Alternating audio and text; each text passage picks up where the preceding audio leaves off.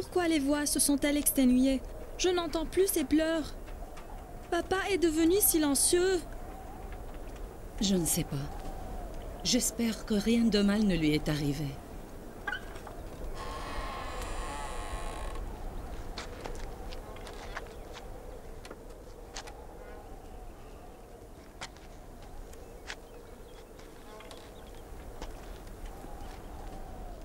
Dina? Laïa? Oui, papa. Tu as besoin de moi? Appelle tes frères, j'ai besoin de leur parler, tout de suite.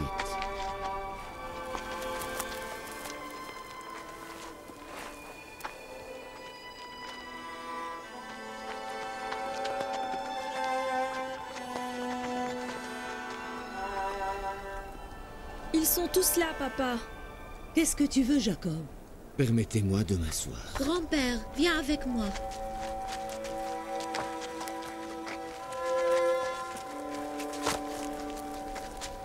Vas-y, assis-toi. Asseyez-vous. Vos frères sont tous venus. Oui, papa, tout le monde est là.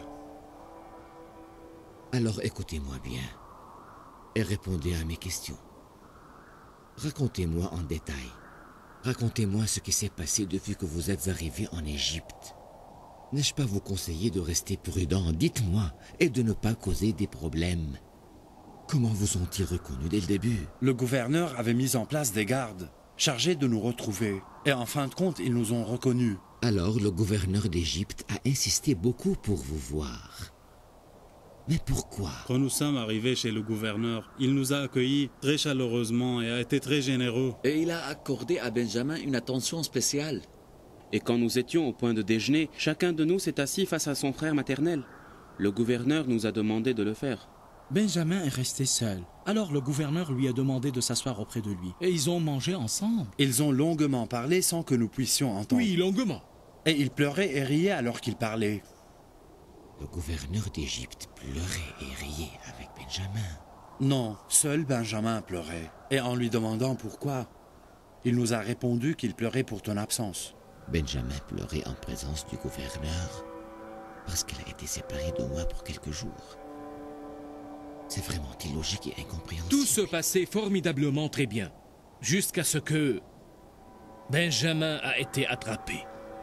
Mes trésors, allez et ramenez-moi des plumes et des parchemins tout de suite. Je sens que le gouverneur d'Égypte garde un secret qui le pousse à agir de la sorte. Il se peut qu'il soit au courant de ce qui s'est passé avec Joseph et qu'ils veulent vous aider à retrouver votre frère élu Joseph. Allez demander des nouvelles de Joseph chez le gouverneur en Égypte ou chez qui que ce soit qui sache où est Joseph. Quelques trames bizarres se déploient en Égypte, mes chers fils. Mais comment veux-tu qu'on aille en Égypte? Que dirions-nous au gouverneur? Devrions-nous lui demander de pardonner notre frère ou lui demander de nous accorder plus de blé? Voilà ce que tu as demandé. J'enverrai une lettre au gouverneur d'Égypte. Vous devriez la lui donner personnellement, en tentant de réunir autant que possible des nouvelles de Joseph. Ce que vous m'aviez raconté m'a révélé beaucoup de choses que vous seriez incapable de comprendre. Maintenant, soyez sûr. Siméon, écris, cher fils. Écris. Écris du serviteur de Dieu Jacob au gouverneur égyptien Uzarsif. Le grand Dieu unique, le bon Dieu a toujours accablé ses prophètes d'épreuves difficiles et de misère. Il nous examine en nous faisant traverser des chemins parsemés d'écueils, d'obstacles. Mon grand-père Abraham a souffert du feu que Nimrod lui a déchaîné. Mon oncle Ismaël a enduré l'épreuve du sacrifice par son propre père, qui a consenti à le présenter en guise d'offrande au bon Dieu. Tu crois qu'ils nous donneront du blé en contrepartie de cette issue de laine? Mais c'est mieux que rien. Ils ne nous en donneront plus. Nous avons besoin d'argent pour en acheter, ou quelque chose de valeur en guise d'échange. Et nous n'avions ni l'un ni l'autre. Nous devrions nous procurer des marchandises de valeur. Il nous reste de la laine et du cuir que nous n'avons pas encore vendus. Et qui pourra les acheter, à ton avis? J'ai tissé avec vos femmes des fils de laine que vous pourrez utiliser. Ils ne nous donneront pas le blé en contrepartie. Nous savons que nos biens sont sans valeur, mais qu'est-ce qu'on va faire? Ayez confiance en Dieu et priez pour qu'il nous donne du blé et qu'il libère Benjamin. N'est-ce pas? Tu es si optimiste. Aie confiance en Dieu unique, Judas.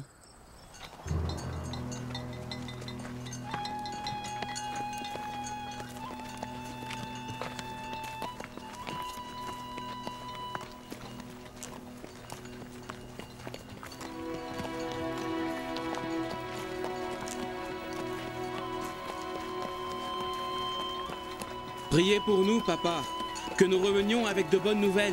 N'oubliez pas de vous informer sur votre frère Joseph. Donnez au gouverneur ma lettre et saluez-lui de ma part. Et ne revenez pas à Canaan sans votre frère Benjamin. Que Dieu soit avec vous. Que Dieu soit avec vous, mes trésors.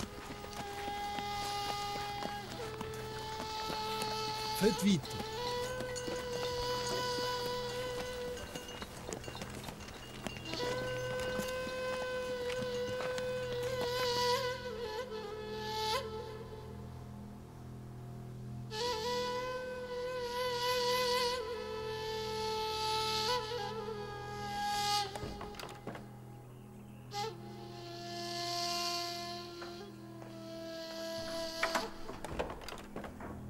Que la paix soit avec vous, honorable gouverneur Yuzarsif. Que la paix soit avec toi, prophète Joseph.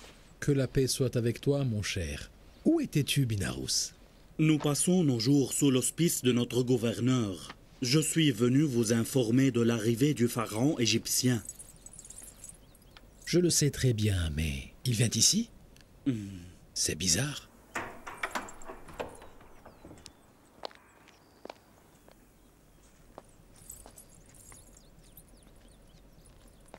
Que la paix soit avec le plus grand seigneur égyptien. Que la paix soit avec toi, prophète Joseph. Bienvenue, madame. Bienvenue. Que s'est-il passé au cher Yuzarsif qui nous a oubliés tout à coup? Il paraît que son dernier mariage lui a pris la tête pour qu'il nous oubliât de la sorte. Si je savais que le mariage et les enfants vont le préoccuper autant, je lui aurais pas donné la permission de se marier dès le départ, crois-moi, Asinat. Notre prophète a été distrait par une autre affaire, cher Seigneur. Alors j'avais raison, Asinat. Non, madame. Ce n'est pas ce que je voulais dire. Il a été distrait par ses frères tous ces derniers temps. Tes frères? Oui. Oui, Seigneur, j'ai retrouvé mes frères après environ 30 ans de séparation. Quelle belle nouvelle! Félicitations, nous devrions le célébrer. Et qu'en est-il de ton père, l'estimable prophète Jacob? Toujours la même chose, je ne l'ai pas encore vu malheureusement. Mais j'ai vu mes frères 2 fois, ils sont maintenant à Canaan. Pourquoi ne les ramènes-tu pas en Égypte avec ton père? Tu leur seras un grand soutien et tu pourras les aider à vivre ici. Je le sais bien, mais je dois d'abord demander votre permission, grandeur. C'est un honneur. La venue du prophète Jacob en Égypte est une bénédiction pour notre pays. Et tu sais bien que tu es le vrai seigneur des Égyptiens. Tu n'as pas besoin de demander notre permission. Tu devras les ramener en Égypte le plus tôt possible. Je croyais que ton amour pour Zulaïcha, hormis celui que tu voues à ta femme Asinat, t'a éloigné de nous. La dame Zulaïcha s'adonne maintenant à un autre amour. Elle ne pense à aucun homme maintenant. Je suis sûr elle a tort. Car Yuzarsif ne peut être dissocié de Dieu. Ramenez-moi Zulaïcha, j'ai besoin d'elle.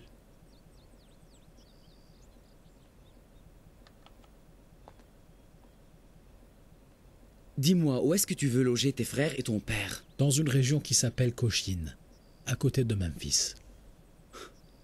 Oui, c'est une région à proximité du delta du Nil, entourée de terres fertiles. Très bonne idée, Yuzarsif. Je suis d'accord. Mais l'honorable Yuzarsif ne doit pas nous négliger et nous oublier à force de se préoccuper de ses frères et de son père. Nous ne supportons pas ton absence, Yuzarsif. Alors ne sois pas injuste envers nous. C'est énormément gentil de votre part.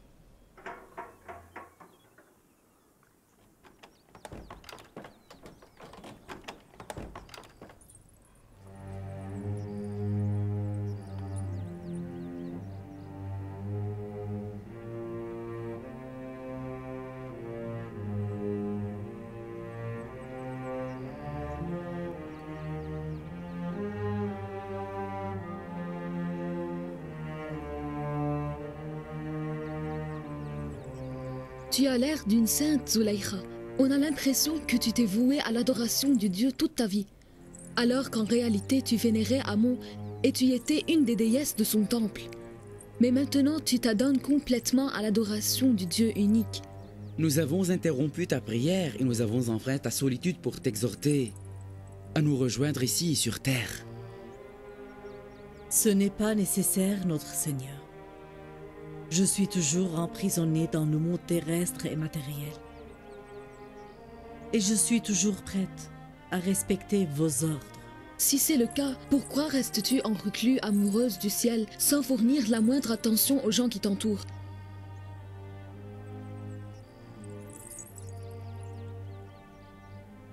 Les anges se sont prosternés devant celui dont tu parles. Et ma négligence ne veut pas dire que je porte atteinte à sa grandeur. Nous ne voulons pas que cette négligence se prolonge.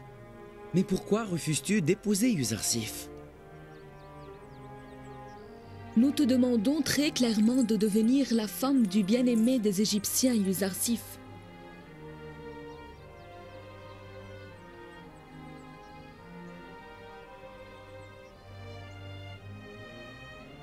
Je demande au Seigneur et à sa femme Nefertiti de donner à Zulaykha le temps de penser, si ce n'est pas pour quelques jours. Zulaykha a le droit de penser, mais non celui de refuser, vous m'entendez? Je m'attends à une réponse positive. Vous êtes tous deux très estimables, et nous ne voulons pas retarder cette union divine. Zulaykha peut se retirer.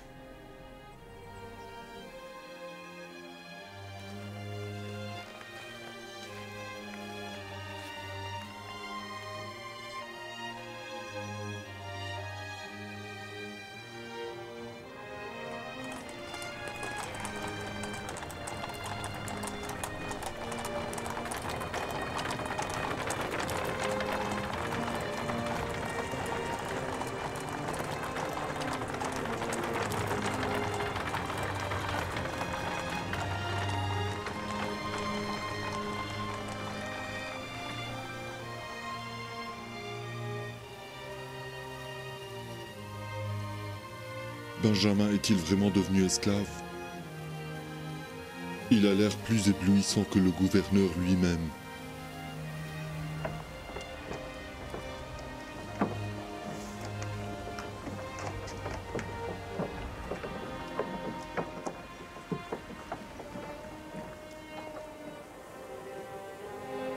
« 20 kilos, va les prendre. J'ai dit 20 kilos. Vous êtes 5 personnes. Vous devez 15 d'ébène. Allez les prendre. » Je n'ai pas d'argent. Pas d'argent du tout? Non. Tout ce que j'avais, je l'ai jusque-là payé pour m'acheter du blé. Je vous ai dit avant, celui qui n'a pas d'argent devient l'esclave du gouvernement. C'est alors qu'il recevra le blé gratuitement. Nous étions les esclaves du gouvernement ou ceux du temple. Mais l'esclavage de l'honorable Yuzarsif est de loin meilleur. Vous n'êtes pas les seuls. Car tout le peuple égyptien est maintenant au service de l'honorable Yuzarsif. Nous voyons les marques de la liberté dans notre servitude et nous en sommes très fiers. Je préfère personnellement que tu sois l'esclave du bon Dieu unique, sans que tu ne le sois à aucun être humain. Honorable Yuzarsif, moi je n'ai plus d'argent ni rien à vendre. Pourriez-vous me donner le blé gratuitement? Votre grandeur, cet homme était parmi les hommes les plus riches d'Égypte. Donnez-lui du blé après qu'il ne signe le document de servitude. Je suis obligé de devenir un esclave pour avoir du blé gratuitement? Mais vous aviez tout pris. Ma maison, mes enfants, mes propriétés et mes esclaves aussi. Ma femme et mes enfants sont devenus des esclaves. Je n'ai plus rien. Je suis devenu pauvre. Quelqu'un t'a obligé à acheter du blé? Oui, la sécheresse, la famine. Si je ne reçois pas de blé, je mourrai de faim. Dis-moi alors, as-tu déposé ton blé dans nos dépôts auparavant? Non. Je ne savais pas que nous ferons face à une telle famine. Tu dois alors en payer le prix pour rester vivant. Je préfère mourir que devenir un esclave. Si l'esclavage est si minable, pourquoi as-tu acheté des dizaines d'esclaves quand tu avais les moyens? J'en souffre toujours, honorable. Moi qui avais des dizaines d'esclaves dans ma maison, je suis maintenant au point d'en devenir un. Peut-être que tu seras conscient alors de ce que souffrent les esclaves. De toute façon, nous n'avons jamais obligé personne à nous servir. Votre grandeur, j'étais un de ces esclaves et il a été très injuste envers moi.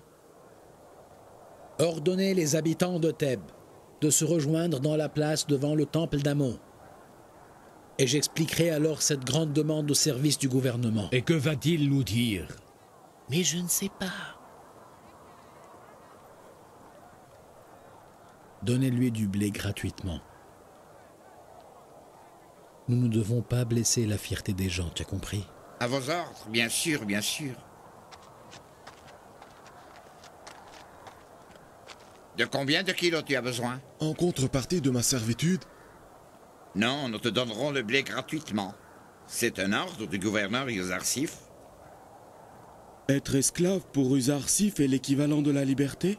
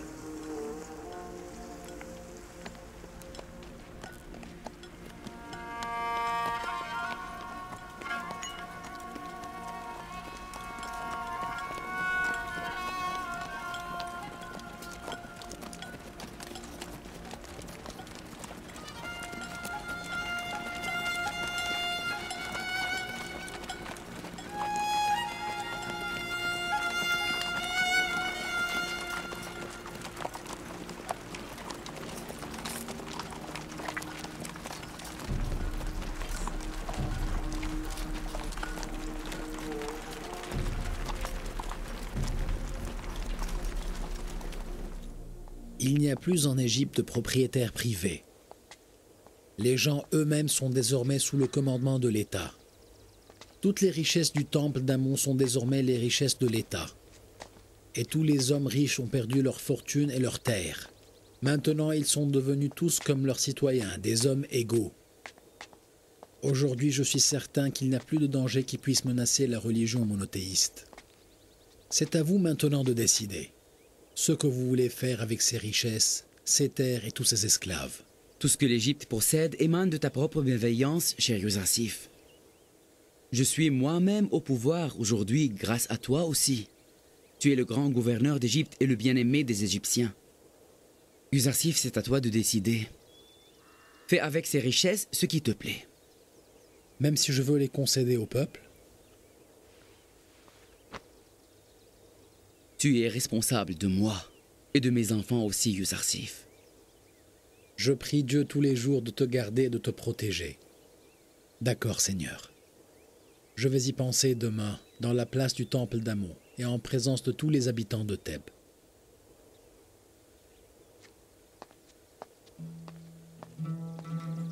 Les 40 jours d'isolation de Zulaïcha sont aujourd'hui arrivés à terme.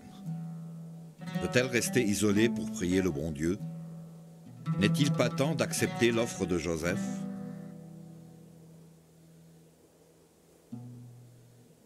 C'est le gouverneur Uzarsif qui donne les ordres en Égypte.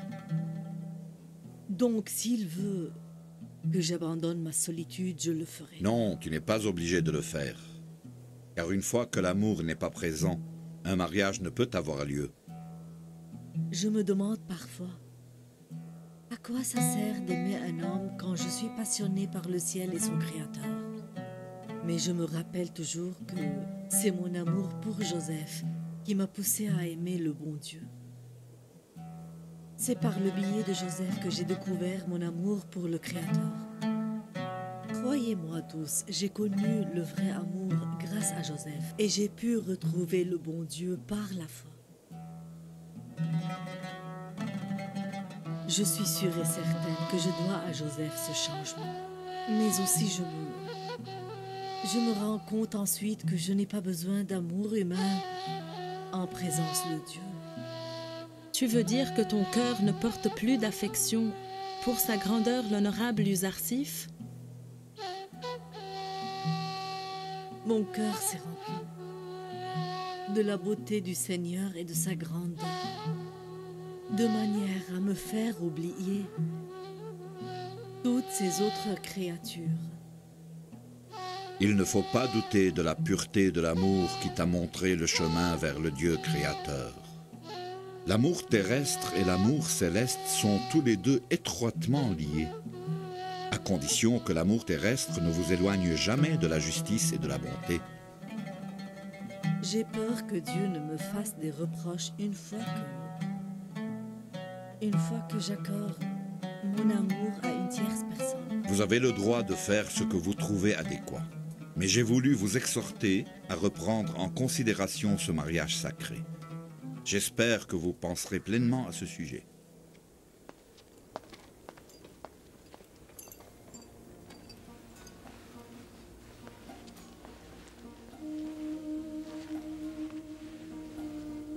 Madame, que va être ta réponse quant à la demande du Seigneur Akhenaton et Malek?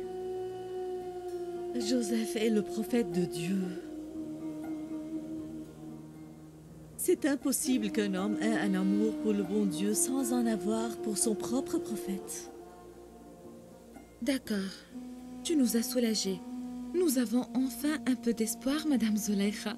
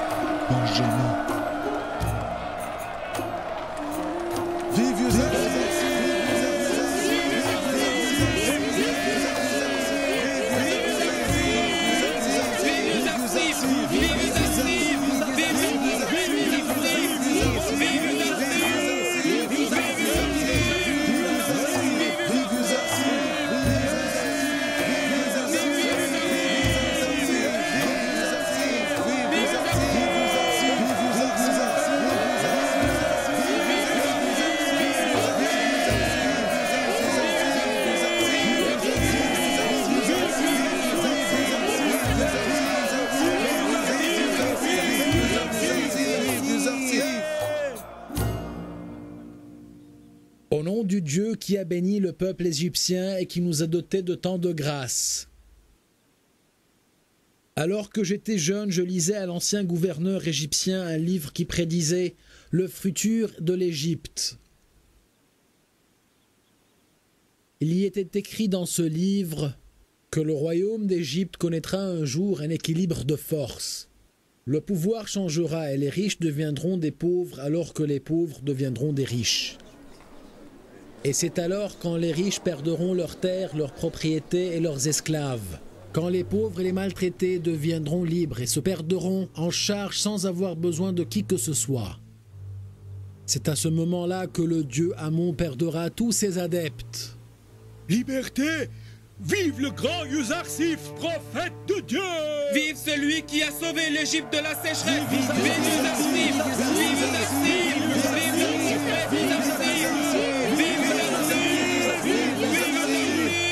L'ancien gouverneur Poutifar aurait aimé être témoin du jour où l'Égypte connaîtra un tel changement. Mais il n'a pas vécu pour vivre ces moments, alors que vous voyez de vos propres yeux l'accomplissement de ses prédictions. Vive Uzarsif! Vive Uzarsif!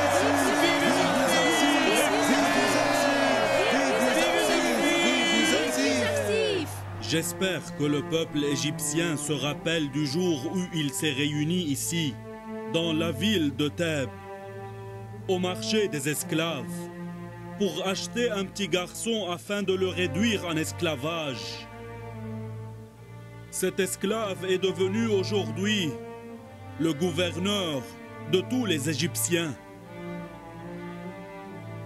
Auparavant, vous avez voulu faire du Zarsif un esclave, mais il est maintenant votre maître. Oui, je me rappelle de ce jour. C'est Poutifar qui a acheté ce garçon. Et le voilà qui nous a achetés à nous tous aujourd'hui. Quelle honte! Si je le savais, je l'aurais tué sans hésitation. Pensez un peu, voilà les signes d'une volonté supérieure. Tout cela sont les signes de la présence d'une puissance suprême. Jusqu'aujourd'hui, je n'ai jamais senti que Zarsif est mon maître ou que je suis esclave. Il a raison, il a raison. À mon avis, cet esclavage est très cher pour moi parce qu'il m'a donné le goût de la liberté. Vive Zarsif! Vive Zarsif! Vive Zarsif! Vive Zarsif! Vive Zarsif! Vive Zarsif! Je vous ai interpellé ici pour vous libérer. Je veux que vous sachiez que vous n'êtes ni désormais les esclaves de Yuzarsif, ni ceux du gouvernement. Car le peuple qui accepte de s'offrir au Dieu unique ne doit pas devenir un esclave et ne doit servir ni le gouvernement ni tout autre être humain. Écoutez-moi bien, aujourd'hui vous aurez les documents qui vous prouvent que vous êtes désormais libre de toute contrainte.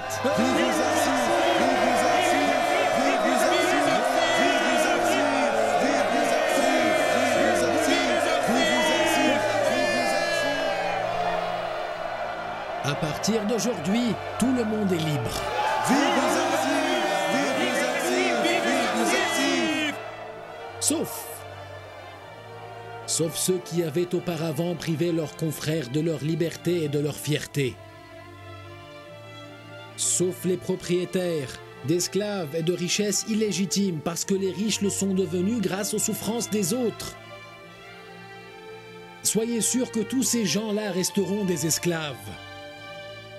Nous ne les traiterons pas en esclaves. Mais s'ils commettent un crime, ils seront très sévèrement punis. Soyez sûrs. Moi, je n'ai jamais voulu faire du peuple égyptien un peuple d'esclaves.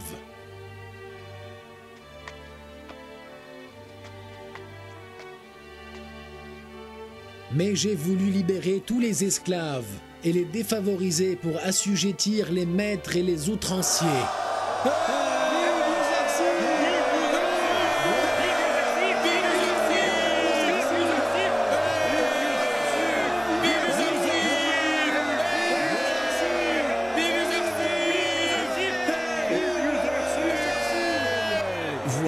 Le secret derrière l'assujettissement du peuple en entier. Le prophète Yuzarsif ne commet jamais des actes injustifiés. Il a voulu par ce stratagème distinguer les bons des mauvais. Le discours du gouverneur est très semblable à celui d'un prophète. Il est le sauveur du peuple égyptien. Ceux qui sont chargés de la distribution du blé doivent commencer à le donner gratuitement à tout le peuple dès demain. Il est de notre devoir de rassasier la faim de tous les Égyptiens sans distinction. Soit-il de ceux qui ont été libérés aujourd'hui ou de ceux qui demeurent toujours au service du gouvernement. La sécheresse viendra à terme très bientôt si Dieu le veut bien. Mais faites très attention, vous devez être économe. Il ne faut pas mal dépenser vos biens et pour ne pas manquer de blé, faites tout le possible pour rester à l'abri de la faim.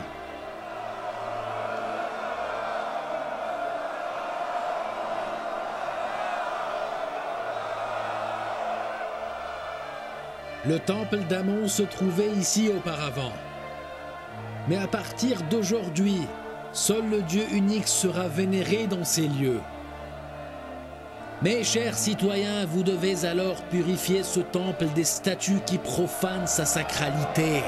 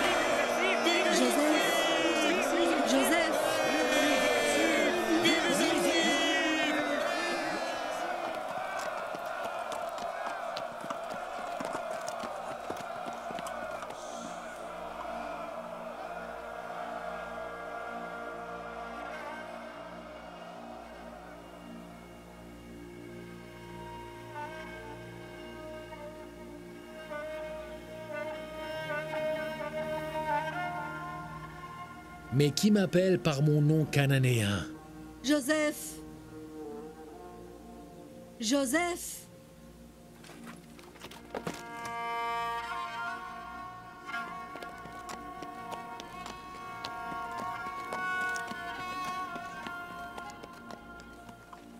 Zulaïcha.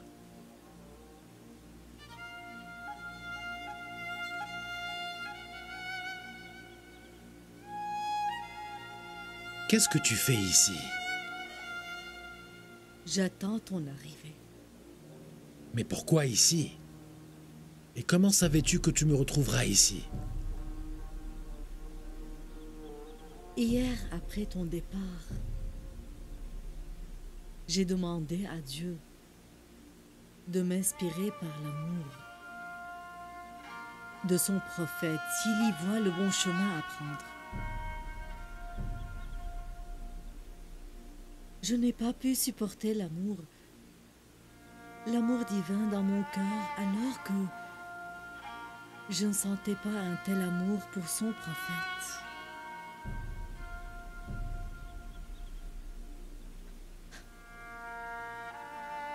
Je suis alors venue ici, où je venais pendant des années et des années pour te retrouver. Je le sais bien. L'attente est très dure. Ce qui est même plus dur, ce sont les reproches qu'on m'infligeait. Les gens me disaient, ça suffit. Mais jusqu'à quand tu vas attendre, Joseph?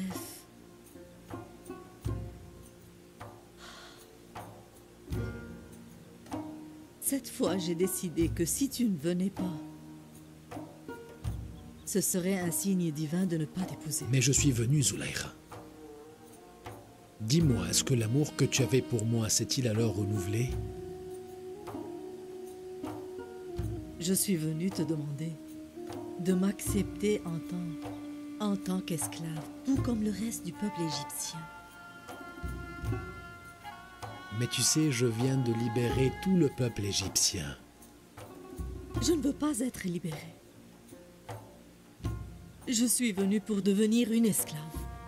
Mes félicitations. Mes félicitations pour une telle aliénation.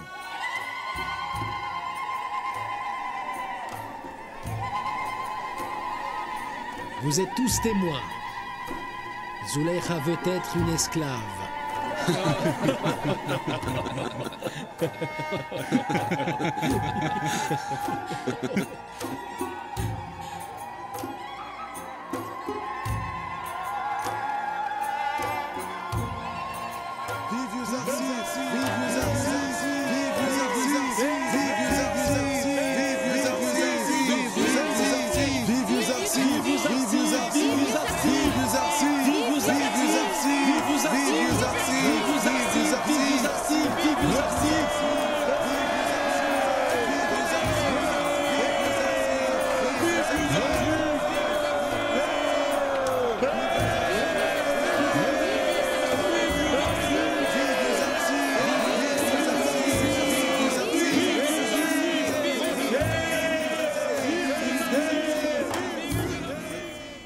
Les frères cananéens une nouvelle fois. Allez-y, rentrez. Merci. Je me rappelle qu'il nous a dit de le retrouver au marché des esclaves, là où les caravanes déposent leurs bagages. C'est vrai. Allons-y, par là.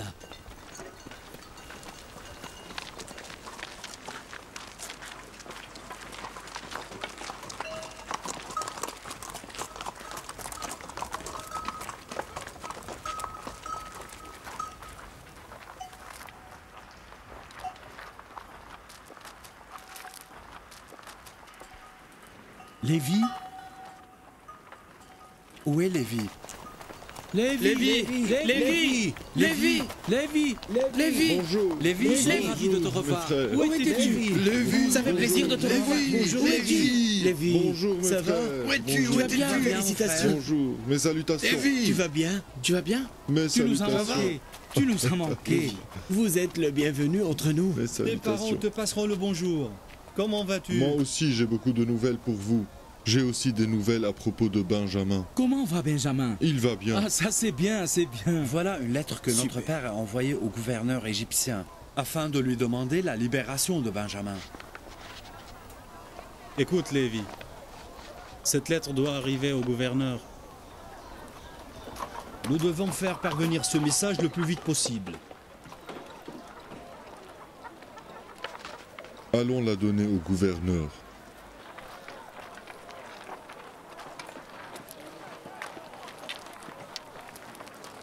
Reste ici, nous reviendrons. Ne nous laissez pas sans nouvelles.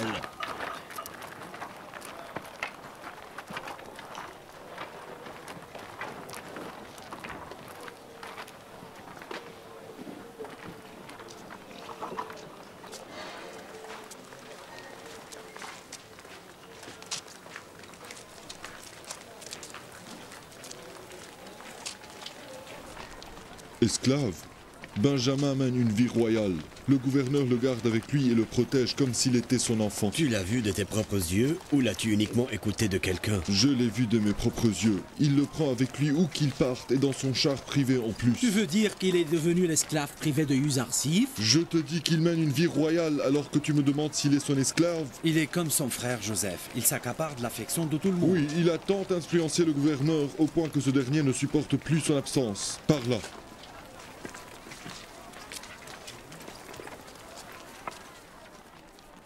Nous devons rencontrer le gouverneur. Nous devons lui livrer une lettre de la part de notre père. Permettez-nous de rentrer.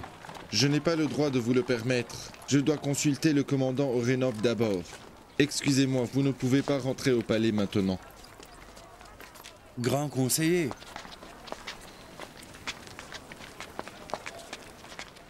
Grand conseiller, nous voulons te demander une faveur. Vous êtes donc revenu. Qu'est-ce que vous voulez? Nous voulons rencontrer le gouverneur, l'honorable Uzarsif.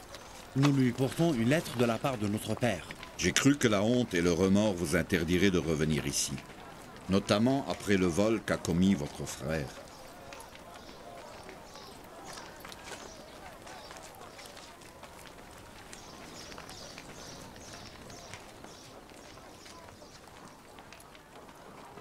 Venez avec moi. Nous verrons ce qu'il en dira. Allons-y.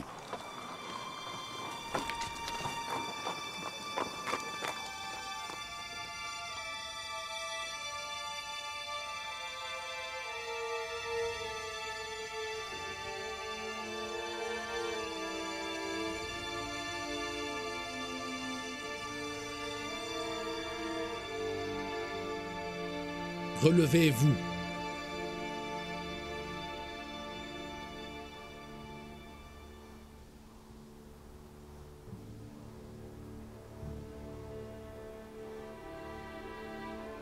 Qu'est-ce que vous voulez?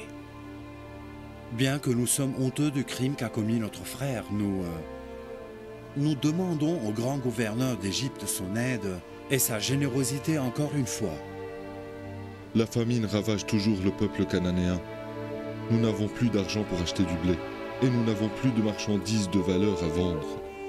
Nous avons ramené quelques tissus que nous pourrons échanger. Nous avons ramené des tissus, de laine et du cuir. Nous savons qu'elles ne valent pas grand-chose. Nous vous demandons alors d'être encore une fois généreux en acceptant les marchandises que nous vous avons ramenées. S'il vous plaît, votre grandeur.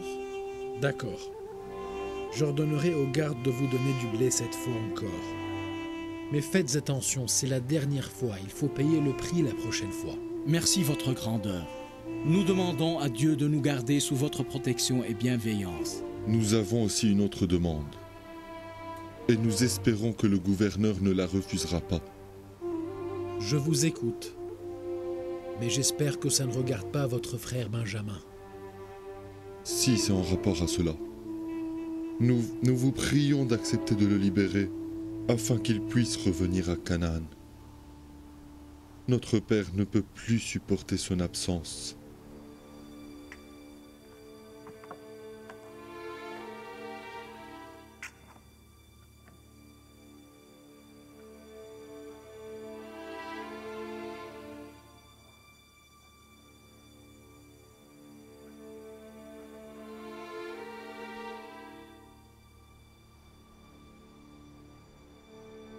Je vous ai dit qu'il allait parfaitement bien. Mais il n'a pas l'air d'un esclave du tout, Lévi. La lettre de papa.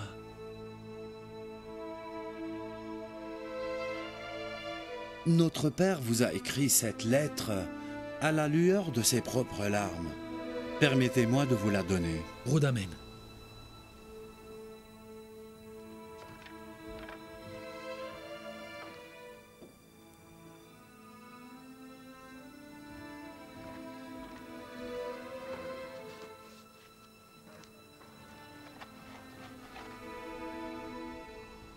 Du serviteur de Dieu Jacob au gouverneur égyptien Yuzarsif.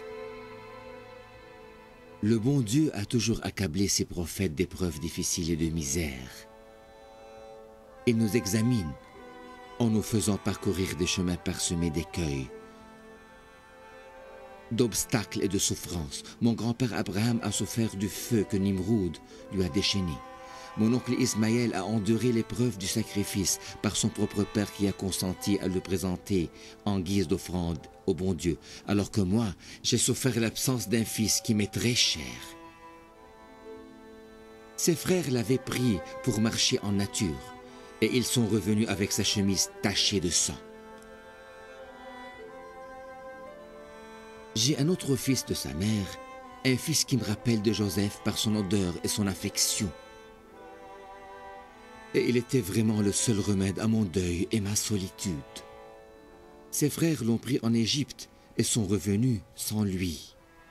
J'ai su que tu l'as réduit en esclavage parce qu'il a soi-disant volé, mais sois sûr que les fils de prophètes sont loin de commettre de tels vols. Tout ce que je veux vous transmettre dans cette lettre, c'est ma peine d'avoir enduré l'absence de mes deux fils Joseph et Benjamin.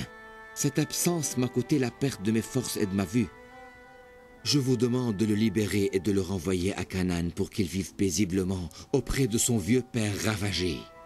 Si vous consentez à accomplir ma demande, je vous serai si reconnaissant et je prierai pour vous incessamment. Mais si vous me la refusez, je crierai de tout cœur un cri strident, un cri embrasé par les flammes du supplice, un cri qui vous maudira et vous accablera de peine que vous ne pourriez jamais endurer, monsieur le gouverneur d'Égypte. Jacob, serviteur de Dieu.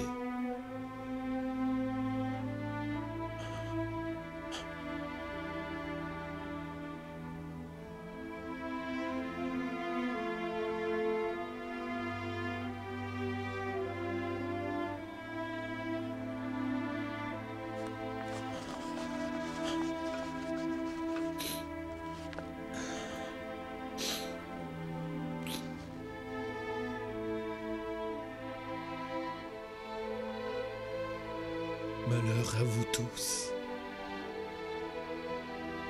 Qu'avez-vous fait de Joseph?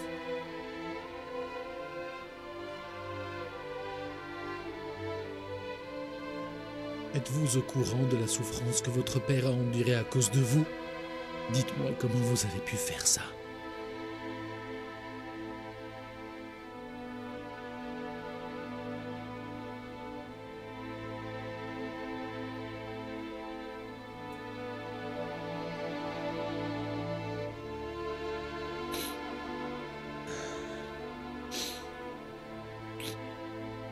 Je crois que quelqu'un vous a donné une mauvaise impression sur nous. Nous n'avons commis aucun mal à l'encontre de notre père ou frère. Aviez-vous ramené le document?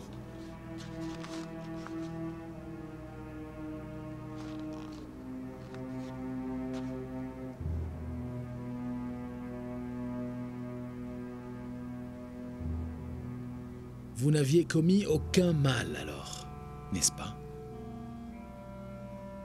Mais nous ne disons que la vérité, votre grandeur. Aie confiance en nous. D'accord.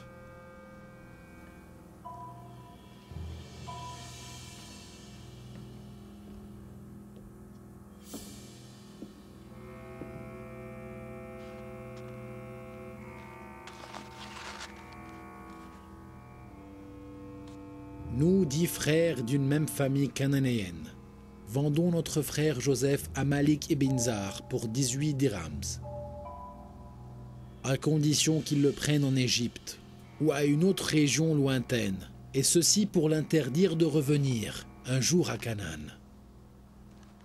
Lévi et Siméon ont signé cette lettre. Il paraît que c'est l'écriture de Siméon. Siméon, lequel de vous est Siméon?